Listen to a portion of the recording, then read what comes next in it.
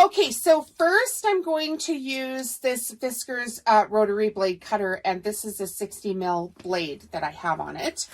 And I find that I go through a lot of blades, and I know I've mentioned this gadget before in some of my other videos, but this thing is a lifesaver. It's the True Sharp rotary blade cutter, and it can cut 3 different sizes of blades. It's got a little stone in here.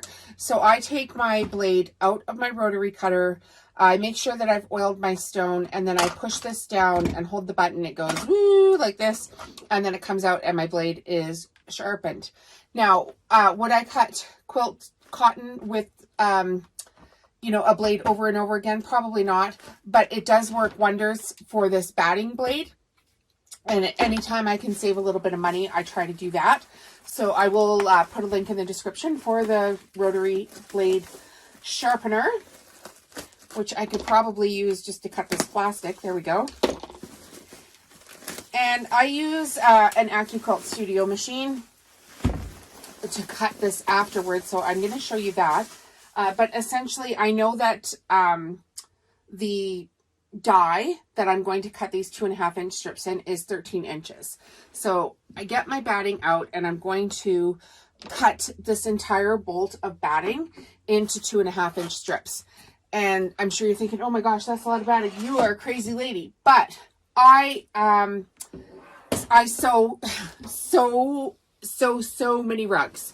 So many. It's ridiculous. So at Christmas time, this batting was on sale again, and I think I bought 12 bolts of it. Okay, so this is the Grab and Go natural cotton, sorry, I'm tired today. Natural cotton batting. It's 90 inches by 9 yards.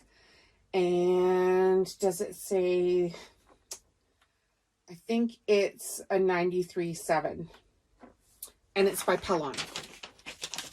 So I just grab my batting, and this first swipe doesn't have to be actually exactly perfect. Because there's always a little bit when you're first starting the bolt that's, you know, pulled one way or another. So I just cut the strips down to 13. So I've got my Fiskars cutting mat here lined up. I'm at 1 on this side, and I'm going to be on 13 at this side here. And I always start not exactly on the end because I don't want to push this batting right through. And then I just work my way back a little bit. So as you can see, this blade is super sharp. This is not a brand new blade. I sharpened it the last time I was cutting batting. And I just, I'm doing everything I possibly can to try to save some money to keep the prices down on my products. And that's the trick I'm using. So if you want that True Sharp, I will put a link in the video description for you. And this takes, I want to say about 20 minutes for me to cut the entire bolt. So it's not too bad. And I just pile them all up on the side here. And then I get my Accuquilt Studio cutter out. So I'm going to pause the video while I cut all these strips. You don't need to listen to me babble, babble, babble. And I'll see you back here when I get my Accuquilt out. Okay?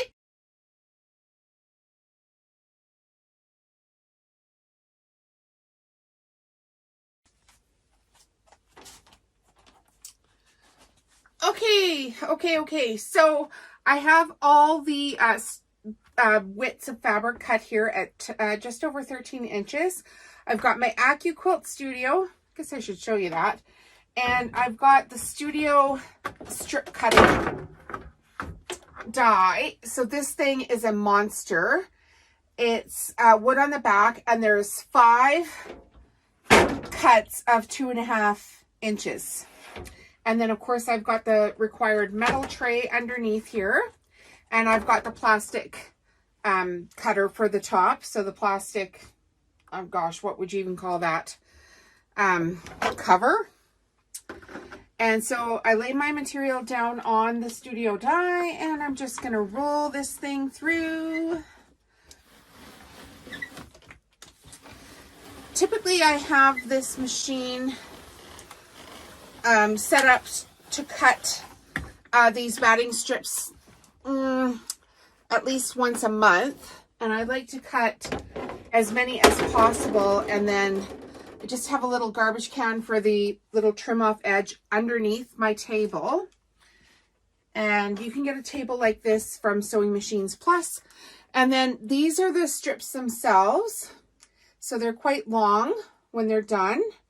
And I just gather up all my strips from the batting here.